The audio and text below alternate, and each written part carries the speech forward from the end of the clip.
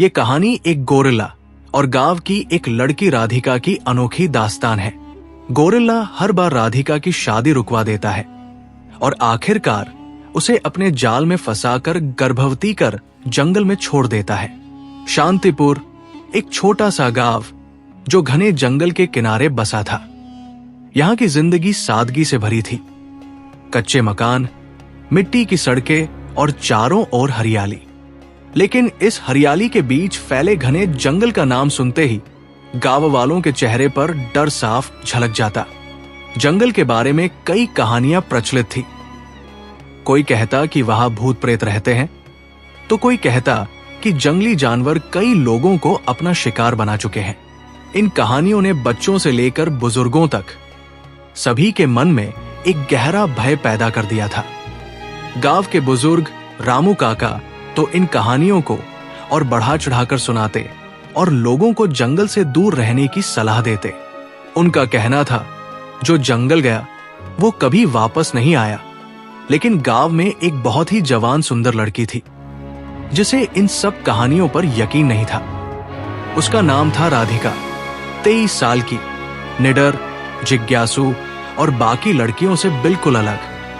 जब बाकी लड़कियां घर के कामों में व्यस्त रहती, राधिका घंटों जंगल की ओर देखती रहती। उसे बचपन से ही हर चीज की सच्चाई जानने की आदत थी। उसकी मां अक्सर कहती, राधिका, ज्यादा सवाल मत पूछा कर, लड़कियों को सब कुछ जानने की जरूरत नहीं होती। लेकिन राधिका मानने वालों में से नहीं थी। वो जानना चाहती थी कि आखिर इस जंगल में ऐसा क्या है जिससे सब डरते हैं। गांव में लोग उसे अजीब नजरों से देखते थे। कुछ उसे जिद्दी कहते तो कुछ सिरफिरी, लेकिन उसे किसी की परवाह नहीं थी। उसकी सबसे बड़ी ख्वाहिश थी एक दिन जंगल में जाकर वहां की सच्चाई को जानना। एक रात जब पूरा गांव सो रहा था, राधिका अपनी खिड़की से जंगल की ओर देख रही थी। चांदनी रात थी और पेड़ों की परछाइयां किसी रहस्य से भरी लग रही थी। उसने तय कर लिया, अगली सुबह राधिका ने अपनी टोकरी में कुछ रोटियां, पानी और जड़ी बूटियां रखी और मां से झूठ कह दिया, मैं मोनिका के साथ खेत जा रही हूं। मां ने संदेह भरी नजरों से देखा लेकिन कुछ नहीं कहा। धीरे धीरे गांव की सीमा पार कर राधिका जंगल की ओर बढ़ने लगी। जंगल में कदम रखते ही उसे एक अजीब सी खुशबू आई। गीली मिट्टी, ताजी घास और लकड़ियों की महक। चारों ओर ऊंचे ऊंचे पेड़ थे जिनकी शाखाएं इतनी घनी थी कि सूरज की रोशनी भी मुश्किल से अंदर आ पा रही थी। जंगल में आगे बढ़ते हुए उसने देखा कोई रंग बिरंगा पक्षी गा रहा था। झाड़ियों में कुछ सरसराहट हो रही थी और हर चीज एक अलग रहस्य समेटे थी। लेकिन जैसे जैसे वो आगे बढ़ी, जंगल और घना होता गया। अचानक झाड़ियों से कुछ तेज आवाज आई।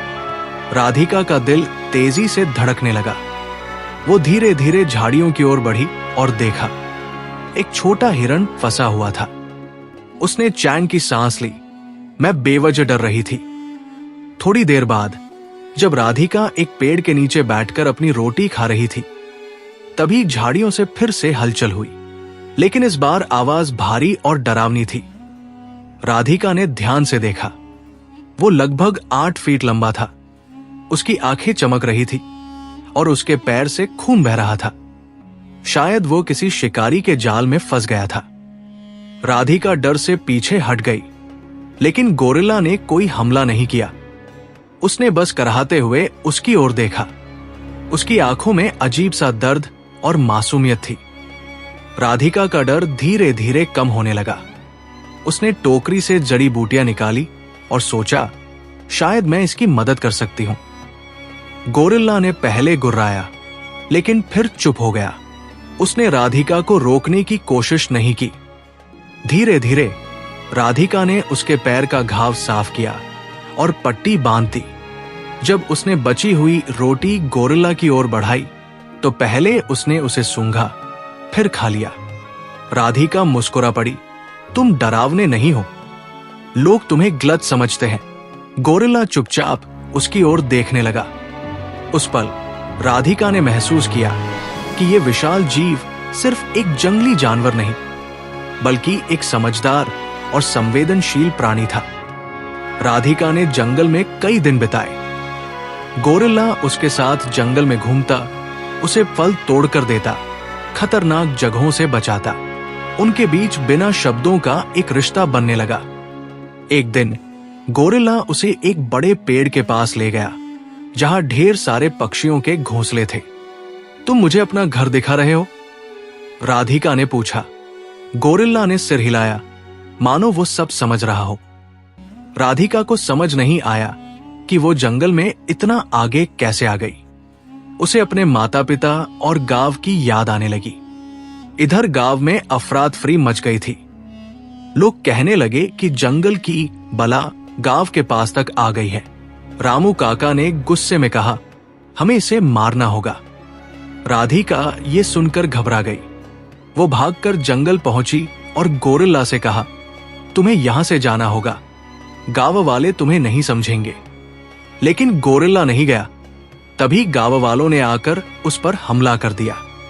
राधिका बीच में आ गई और चिल्लाई, रुक जाओ, ये मेरा दोस्त है, ये किसी को नुकसान नहीं पहुंचाएगा।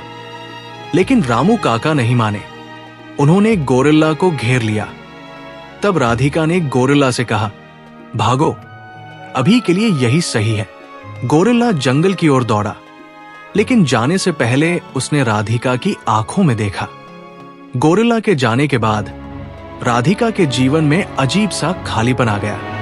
गांव वालों से उसने दूरी बना ली। एक दिन मोनिका ने कहा, तू अब भी उस जानवर के बारे में सोच रही है? राधिका ने धीमे स्वर में कहा, वो सिर्फ जानवर नहीं था, वो मेरा सब कुछ था। उसका बच्चा अब मेरी कोख में है। गोरिल्ला के जाने के बाद राधिका के जीवन में एक अजीब सा खालीपन आ गया। वो पहले जैसी नहीं रही। गांव वालों से उसने दूरी बना ली। ज्यादातर समय अकेले ही बिताने लगी। कुछ महीनों बाद गांव में अजीब बातें होने लगी। कुछ लोगों ने दावा किया कि उन्होंने जंगल के किनारे एक विशाल छाया को देखा है। किसी ने सुना कि रात में गहरी गुर्राहट की आवाजें आती हैं। कुछ ने कहा कि किसी अनजाने जीव के बड़े बड़े पैरों के निशान गांव के पास तक देखे गए हैं। गांव में हलचल मच गई। लोग फिर डर से कांपने लगे। एक दिन जब राधिका अपनी झोपड़ी के बाहर बैठी थी, तो उसकी सहेली मोनिका ने फुसफुसाते हुए पूछा, तू अब भी उस जानवर के बारे में सोच रही है? राधिका की आंखें दूर जंगल की ओर देख रही थी। उसने धीमे स्वर में कहा, वो सिर्फ एक जानवर नहीं था, वो मेरा सब कुछ था। और अब वो वापस आ रहा है। मोनिका घबरा गई। तू क्या कह रही है? कौन वापस आ रहा है? राधिका ने अपना हाथ धीरे से अपनी बढ़ी हुई कोख पर रखा और हल्की मुस्कान के साथ कहा, उसका इंतजार खत्म हो चुका है। उसी पल जंगल से एक गहरी भारी गुर्राहट सुनाई दी, इतनी डरावनी कि पूरे गांव में सन्नाटा छा गया।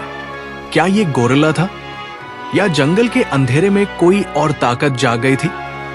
क्या ये राधिका और गोरिल्ला की आखिरी मुलाकात थी, या उनकी कहानी अभी भी अधूरी थी?